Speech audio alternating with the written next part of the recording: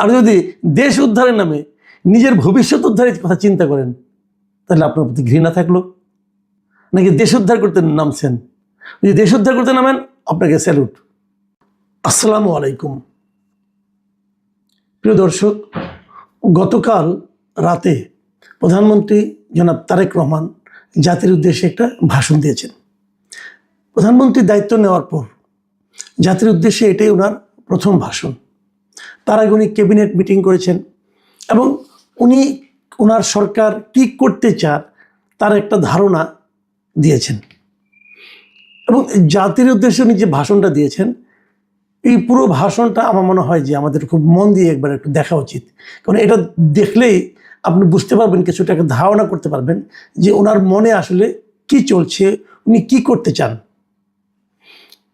আমি প্রথমে ভাষণের প্রথম যে কথাটা আমার খুব গুরুত্বপূর্ণ মনে হয়েছে, সেখানে উনি বলেছেন যে বিএনপিকে যারা ভোট দিয়েছেন কিংবা দেননি অথবা কাউকেই ভোট দেননি, এই সরকারের প্রতি আপনাদের সবার সমান অধিকার। দেখুন, এখানে তিনটা ক্যাটাগরি করেছেন। এক নম্বর হলো যারা ভোট দিয়েছেন বিএনপিকে, একটা ক্যাটাগরি। যারা দেননি মানে অন্য কাউকে দিয়েছেন, বিএনপির পরিবর্তে অন্য কাউকে দিয়েছেন। এনসিপিকে দিতে পারেন, জামাতকে দিতে পারেন, কোনো স্বতন্ত্র প্রার্থীকে দিতে পারেন, যে কাউকে, মানে অন্য কাউকে ভোট দিয়েছেন। আরেকটা হলো কাউকেই ভোট দেননি। কাউকে ভোট দেননি মানে কি? তার মানে তারা ভোট দিতেই যায়নি।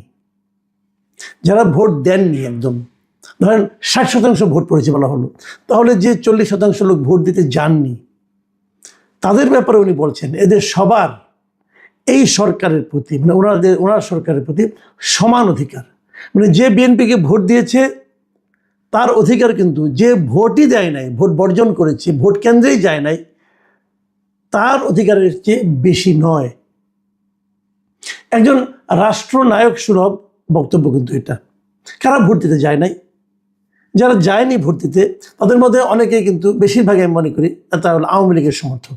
তাহলে উনি বলতে চাচ্ছেন একজন বিএনপির সমর্থক অথবা বিএনপির কর্মী এই সরকারের উপর যতটুকু দাবি নিয়ে কথা বলতে পারবে, একজন আওয়ামী লীগের কর্মীও ততটুকু দাবি নিয়ে কথা বলতে পারবে। আমি এই প্রথম এই ধরনের কথা বলতে শুনলাম কাউকে। শেখ হাসিনা আমরা দেখেছি এই ধরনের কথা বলার সাহস ওনার ছিল না। জনাব তারেক রহমান সাহেবের এই সাহসকে অথবা এই মনের যে ঔদার্য, এটাকে আমি মনে করি প্রশংসা করা উচিত। কেউ ভালো করলে প্রশংসা কেন করবেন না? করা উচিত। আপনি যে মত, যে পথেরই লোক হোক না কেন, উনি যে কথাটা বলেছেন, এই ধরনের কথাই তো আমরা শুনতে চাই। কেউ যখন মন্ত্রী হবেন, তিনি সবার মন্ত্রী হবেন। প্রধানমন্ত্রী যখন বলেন উনি সবার প্রধানমন্ত্রী, যার ওনার সঙ্গে যারা মন্ত্রী এবং প্রতিমন্ত্রী আছেন যে 49 জন, তাদেরকেও আমি বলবো আপনারা প্রধানমন্ত্রীকে ফলো করেন। উনি কি বললেন, কি উচ্চারণ করলেন, সেটাকে সমুন্নত রাখার চেষ্টা করেন। উনি কিন্তু বলেছেন যে এই সরকারের প্রতি তাদের সবার সমান দাবি। আমরাও আগামী দিনগুলোতে এটাকে একটু বিচার করে দেখতে চাই। আপনার কাছে একজন বিএনপির কর্মী গেলে পরে তার সঙ্গে আপনি কী আচরণ করছেন, আরেকজন নির্দলীয় লোক গেলে তার সঙ্গে আপনি কী আচরণ করছেন, অথবা যদি একজন আওয়ামী লীগের লোক আপনার কাছে যায় কোনো একটা ভ্যালিড একটা পয়েন্ট নিয়ে, তার কথাটাকে আপনি কীভাবে গ্রহণ করছেন, এটা কিন্তু আমরা জাতি হিসেবে বললে আমরা এটাকে খেয়াল করার চেষ্টা করব। উনি আরেকটা কথা বলেছেন, সে কথাটা হলো উনি কৃচ্ছ সাধনের জন্য, অপচয় যেন আপনারা কম করেন। এবং এটা বলতে যে উনি বলেছেন যে অতিরিক্ত সুবিধাও আমরা নিতে চাই না। এবং এই অতিরিক্ত সুবিধা না নেওয়ার বিষয়টাকে উদাহরণ হিসেবে বলতে যে উনি বলেছেন যে বিএনপির যে সংসদীয় দলের যে প্রথম সভা হয়েছে, সেই সভায় ওরা সিদ্ধান্ত নিয়েছেন যে কোনো এমপি সরকারি সুবিধা নিয়ে ট্যাক্স ফ্রি গাড়ি বা প্লট নেবেন না। মানে এমপি হলে কিন্তু একটা প্লট পায়, এমপি হলে একটা ট্যাক্স ফ্রি গাড়ি পায়। এটা কিন্তু অনেক লোভনীয় একটা ব্যাপার কিন্তু। তো এইটা তারা কেউ নেবেন না বলে ঘোষণা দিয়েছেন। আমার কাছে এই ঘোষণাটাও ভালো লেগেছে। এবং আপনারা জানেন এর মধ্যে বিরোধী দল যেটা জামাতে ইসলাম, তারাও ঘোষণা দিয়েছে যে তারা কোনো ট্যাক্স ফ্রি গাড়ি নেবে না। অবশ্যই এনসিপি কোনো ঘোষণা দিয়েছে কিনা এখন আমার জানা নাই, তারা হয়তো নেবে অথবা নেবে না, আমি জানি না। আমি মনে করি এই ঘোষণা দেওয়ার তো কোনো দরকার নাই। আমি তারেক রহমান সাহেবকে অনুরোধ করব, সংসদের প্রথম অধিবেশনেই এই ট্যাক্স ফ্রি গাড়ি নেওয়ার যে প্রবণতা এবং যে নিয়মটা আছে, এই নিয়মটা বাতিল করে দেন। তাহলে নতুন করে কোনো ঘোষণা দেওয়া লাগে না। আপনারা বলে দেন যে একজন এমপি সরকারি যে কোনো সুযোগ সুবিধা পাওয়ার ক্ষেত্রে, প্লট অথবা ফ্ল্যাট অথবা গাড়ি পাওয়ার ক্ষেত্রে 10 জন সাধারণ মানুষ যে সুবিধা পায় তার চেয়ে কিছুই বেশি পাবে না, এরকম একটা নিয়ম করে দেন। তাহলে আর এর নতুন করে আলাদা করে জনে জনে প্রতিজ্ঞা করতে হবে না। একইভাবে আমি আপনাকে আরেকটা অনুরোধ করব, আমলাদের ব্যাপারে একটু খবর নেন। একজন সচিব, একজন অতিরিক্ত সচিব অথবা একজন যুগ্ম সচিব, ওনারা নিয়ম অনুযায়ী কী পরিমাণ গাড়ির কি সুবিধা ভোগ করেন, তেলের কি সুবিধা ভোগ করেন, একটু খবর নেন। এবং অনেক সময় নিয়মের বাইরেও মানে ওনারা যে মন্ত্রণালয়ে আছেন সেই মন্ত্রণালয়ে যদি কোনো প্রজেক্ট থাকে সেই প্রজেক্টের গাড়ি, পিডির গাড়ি কোথায় আসে একটু খবর নেন। একটু খবর নিলে সমাধানটা আপনার কাছে ইজি হয়ে যাবে। সমাধানের পথ নিয়ে আমি আলোচনা করছি, সমাধান আপনি পাবেন, কিন্তু একটু খবর নেন যে তারা, আপনারা তো গাড়ি নিচ্ছেন না, এমপিরা গাড়ি নিচ্ছেন না, মন্ত্রীরা মানে সরকারের কাছে ট্যাক্স পেয়ে গাড়ি নিচ্ছেন না, আপনারা তো সরকারি গাড়ি পাবেন। সরকারি গাড়ি ওনারাও পান, কিন্তু ওনারা কীরকমভাবে পান, কী প্রক্রিয়ায় পান, একটু খবর নেন। এটাও একটা আমার অনুরোধ থাকলো যে কিচ্ছু যখন সাধন করবেনই তখন এভাবে একটু করেন। কারণ যদি 10টা টাকাও আপনি খরচ কমাতে পারেন সেটাও কিন্তু এই দেশেরই লাভ, এই জাতিরই লাভ। উনি আরেকটা কথা বলেছেন, সেটা বলেছেন দেশের প্রতিটি সাংবিধানিক এবং সরকারি বেসরকারি প্রতিষ্ঠান চলবে বিধিবদ্ধ নিয়মে, নীতি নিয়মে। দলীয় কিংবা রাজনৈতিক প্রভাব প্রতিপত্তি অথবা জোর জবরদস্তি নয়। আইনের শাসনই হবে রাষ্ট্র পরিচালনার শেষ কথা। এই কথাটা আমার কাছে শুনতে খুবই ভালো লেগেছে।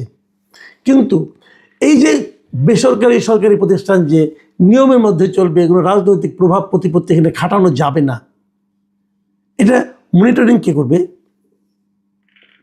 আমি যতটুকু জানি অলরেডি বিভিন্ন সরকারি কর্মকর্তা কর্মচারীদের মধ্যে একটা হুজুগ শুরু হয়ে গেছে। মাঝখানে ছিল কিন্তু কে কবে ছাত্র শিবির করতো, জামাত করতো, এটা নিয়ে কিন্তু গত 1.5 বছর অনেকে বলছে আমি জামাত করতাম, আমি ছাত্র দল করতাম। যারা নাকি আওয়ামী আমলে নিয়োগ পেয়েছে তারাও কেউ ছাত্রলীগ করতো না, সবাই জামাত এবং ছাত্র দল করতো, আর কিছু করতো না। এখন সরকার গঠনের পর যতটুকু আমি শুনেছি, জামাতের যে অফিসাররা ছিলেন যারা ছাত্র শিবির করতেন, জামাতের খুব ভালো ভালো সুযোগ তারা পেয়েছেন, তারা নাকি এখন বিএনপি হওয়ার প্রতিযোগিতায় নেমে গেছেন এবং তারা সব বিএনপি করতেন। আওয়ামী লীগের অনেক ঢুকে পড়ছে, বিএনপি করতেন। তো আমার কথাটা হলো কি, যে আওয়ামী লীগ কিংবা বিএনপি কিংবা জামাত, এটা আমলাদের পরিচয় হবে কেন? এই কথাটাই কিন্তু তারেক রহমান বলেছেন যে এখানে কোনো আইনের শাসনটা হবে মূল কথা। প্রত্যেকটা প্রতিষ্ঠান চলবে বিধিবদ্ধ নীতি নিয়মে। তো বিধিবদ্ধ নিয়মটা কি? এই বিধিবদ্ধ নিয়মে কি বলা হয়েছে যে যদি কেউ বিএনপি করে তাহলে তার দ্রুত প্রমোশন হবে?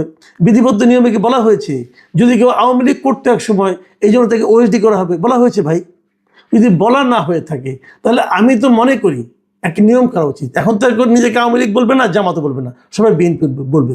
যে লোকটাই বলবে যে আমি বিএনপির কর্মকর্তা ছিলাম, আমি বঞ্চিত হয়েছি, এই সমস্ত বলে কিন্তু এক ধরনের সিম্প্যাথি ক্রিয়েটের চেষ্টা করবে। যেই বলবে তার বিরুদ্ধে ব্যবস্থা নিন। সিম্পলি 2 জন লোকের বিরুদ্ধে ব্যবস্থা নেন, দেখবেন আর কোনো বিএনপির লোককে খুঁজে পাবেন না, জামাতও খুঁজে পাবেন না, আওয়ামী লীগও খুঁজে পাবেন না। আমলাদেরকে বলেন, ভাই আপনারা পেশাদার আমলা হন, সরকারি কর্মকর্তা কর্মচারী হন, আওয়ামী লীগ বিএনপি হয়েন না। এই যখনই তারা আওয়ামী লীগ বিএনপি শুরু করবে তখন আপনি যত কিছুই মিষ্টি মিষ্টি কথা বলেন না কেন, যতই নীতি নৈতিকতার কথা বলেন না কেন, সব ফেল মারবে। কাজে আপনি অন্যদিকে না যেয়ে আগে যারা নাকি নিজেদেরকে বিএনপি বলে যে আমি বিএনপির কর্মকর্তা, বিএনপি করতাম বলে আমাকে একবার প্রমোশন আটকায় দেওয়া হয়েছিল, অথবা এখন ডাবল প্রমোশন লাগবে, এই ধরনের কথা যত লোক বলে তাদের বিরুদ্ধে আগে আইনি ব্যবস্থা নেন, তাদের বিরুদ্ধে একটা ব্যবস্থা নেন, তাদেরকে একটা পানিশমেন্ট দেন। আপনি দেখবেন আর কোনো আমলা আর সচিবালয়ের মধ্যে এই আওয়ামী বিএনপি জামাতের এই জিনিস আর চলবে না। এতে আপনার কোনো ক্ষতি হবে না, কারণ যারা বিএনপি করে, যারা নিজেদেরকে বিএনপির আমলা বলে পরিচয় দেয়, এরা আসলে আপনার ক্ষতি করে। আওয়ামী লীগের আমলে যারা আওয়ামীপন্থী আমলা ছিল তারা কিন্তু আওয়ামী লীগের ক্ষতি করেছে, তারা আওয়ামী লীগ করে বলে নিজেরা প্রচুর দুর্নীতি করেছে। আবার এই দুর্নীতির কথা যখন আসলো তখন আরেকটা কথা বলতে চাই। যদিও প্রধানমন্ত্রী বলেছেন যে এই বিএনপি সরকার সব ধরনের অনাচার অনিয়মের সব সিন্ডিকেট ভেঙে দেবে, এটা শুনে আমি আশাবাদী হয়েছি। আমি হেরে অত দূর যাব না, আমি একটা সিন্ডিকেট ভাঙার জন্য এই মুহূর্তে বলবো, সেটা হলো এই ব্যবসায়ীদের সিন্ডিকেটটা ভেঙে দেন যদি পারেন। এটা ভাঙলে অনেক কিছু সুবিধা হবে, আপনি তাৎক্ষণিক ফল পাবেন। দুর্নীতির কথা বলছিলাম, দুর্নীতি আপনি মানে করতে দিবেন না বলছেন, এটা হলো সব বাংলাদেশে আমি মনে করি এই মুহূর্তে সবচেয়ে বড় সমস্যা হচ্ছে দুর্নীতির সমস্যা। এটাকে কীভাবে দমন করবেন? বিগত সরকার কিংবা তার আগের সরকার, অন্তর্বর্তীকালীন সরকারের কথা বলি আর হাসিনা সরকারের কথা বলি, এরা সবাই কিন্তু বলেছিল যে সম্পদের হিসাব দিবে, কেউ দেয় নাই, কেউ দেয় নাই। আপনি নিয়ম করেন যে সম্পদের হিসাব খেলে দেবে না, প্রতি বছরে 31শে ডিসেম্বরে সবাইকে তার যার যার সম্পদের হিসাবটা দিতে হবে। জানুয়ারি ফার্স্ট উইকে সেটা যে যেখানে জব করেন, যে যেখানে মন্ত্রী করেন, সেই মন্ত্রণালয়ের ওয়েবসাইটে সেই হিসাবটা সবার জন্য দর্শনযোগ্য অবস্থায় থাকতে হবে। সেটা মন্ত্রী হোক, প্রতিমন্ত্রী হোক, উপদেষ্টা হোক, কিংবা সচিব হোক, যুগ্ম সচিব হোক, অতিরিক্ত সচিব হোক, ডেপুটি সেক্রেটারি হোক, সবাইকে দিতে হবে। এই একটা জিনিস আপনি করে দেন এবং সেটা ওখানে ওয়েবসাইটে থাকবে। 1 বছর পরে আবার থাকবে, আগেরটা ফেলে দেওয়া যাবে না, আগেরটাও থাকবে, পরেরটাও থাকবে, এরকম চলতে থাকবে আপনার পুরো শাসন আমল। করে ফেলেন, এটা করতে কিন্তু বাড়তি কোনো খরচ নাই, করে ফেলান। এই শেষ মুহূর্তে ডক্টর ইউনূস সাহেব যে একটা গোজামেলের হিসাব দিয়ে গেছিল, এরকম হিসাব কোনো লাভ নাই।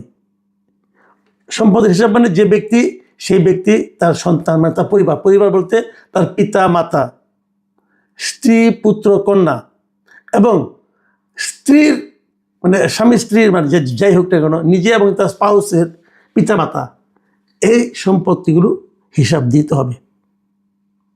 দিতে বলেন, দেখবেন ঠিক হয়ে গেছে। তা না হলে আপনি আমাকে বলেন, একটা কথা আমি বলে শেষ করি। প্রধানমন্ত্রীর কার্যালয় আজকে দেখলাম যে ওনার প্রেস সেক্রেটারি নিয়োগ করা হয়েছে, ডেপুটি প্রেস সেক্রেটারি নিয়োগ করা হয়েছে, আরও অনেককে নিয়োগ দেওয়া হয়েছে। আমি এটাও দেখলাম প্রেস সেক্রেটারির বেতন হলো সচিবের পদমর্যাদা, উনি বেতন পাবেন ৭৮,০০০ টাকায়। উনি বেতন পাবেন ৭৮,০০০ টাকা। ওনারা যারা উপদেষ্টা আছেন, প্রতিমন্ত্রী মর্যাদা হোক আর মন্ত্রী মর্যাদা হোক, তাদের বেতন কত হবে? বাংলাদেশে বর্তমান বেতন স্কেলে কারো বেতনই, বেতন ভাতা সব সহ ১.৫ লাখ টাকার বেশি হবে না। ১.৫ লাখ অথবা ২ লাখ, ম্যাক্সিমাম ২ লাখ হবে না আমার মনে হয় এখন যে বেতন স্কেল আছে। আমি যতদূর আগে সর্বশেষ জানতাম ১,৭৫,০০০ টাকার মতো বেতন ভাতা সব সহ পায়। তো এই বেতনে চাকরি নেওয়ার জন্য সবাই উন্মুখ থাকে কেন? এটা বলেন, কেন উন্মুখ থাকে? আগের প্রধানমন্ত্রী শেখ হাসিনা বলে জানতাম যে ওনার পিয়ন নাকি 400 কোটি টাকা পেয়ে যায়।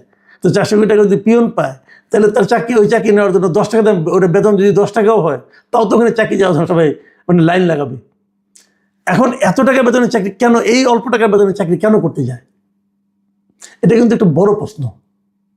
দেখুন, আমি নিজে ইউটিউবে এগুলি করি, আমি কিন্তু এর চেয়ে অনেক টাকা বেশি ইনকাম করি, বিদেশ থেকে আসে আমার কাছে, গুগলের মাধ্যমে আসে। এটা আমি রেমিটেন্স বলতে পারি না, আমি দেশের উপকার করতেছি একদিক দিয়ে। তো আমাকে যদি অফার দেওয়া হয় যে তোমাকে একটা চাকরি দিচ্ছি, তোমাকে অমুক বানাবো, আমি কিন্তু যাবো না। অনেকে বলে আমি মহান, এই জন্য যাবো না। ভাই, মহান টহান কিছু না। আমি যাবো না এই কারণে যে আমি তো ওর চেয়ে বেশি টাকা ইনকাম করি, এখন স্বাধীনভাবে ইনকাম করি। তো ওখানে গেলেও তো আমি ওই টাকাটা পাবো না, আমার তো সংসার চলবে না তাহলে। কারণ আমি যখন বেশি টাকা ইনকাম করি, আমি তো বেশি টাকা খরচও করি, তো ওখানে তো আমার ওই টাকা তোমার সংসার চলবে না, তাহলে আমি যাবো কেন? আমাদের মধ্যে অনেকে যাওয়ার জন্য কিন্তু লাইন দিয়ে বসে আছে, 2 জন সফল হয় সেই লাইন দিয়ে। যিনি সফল হন তাকে আমার প্রশ্ন, আপনি তখন ইউটিউব করতে পারবেন না, আপনার ওই টাকা দিয়ে আপনার ইনকাম তো আপনার অর্ধেকের চেয়ে কমে যাবে। তাহলে আপনি সংসার কেমন চালাবেন? নাকি দেশ উদ্ধার করতে নামছেন? যদি দেশ উদ্ধার করতে নামেন, আপনাকে স্যালুট। আর যদি দেশ উদ্ধারের নামে নিজের ভবিষ্যৎ উদ্ধারের কথা চিন্তা করেন, তাহলে আপনার প্রতি ঘৃণা থাকলো। আমাদের অনেক বন্ধু বান্ধব অনেক জায়গায় চাকরি করছেন, সরকারের নতুন সরকারে আসছে, লাইনঘাট দিচ্ছেন, চাকরি করছেন, তাদের সবার প্রতি আমার একই কথা। যারা সচিব আছেন, আমি বলবো সবাইকে, সরকারকে বলবো আপনারা এই আইনটা করেন, সম্পদের হিসাব দিতে পারেন, আর কিছু লাগবে না। প্রিয় দর্শক, এখন এ পর্যন্তই। আল্লাহ হাফিজ।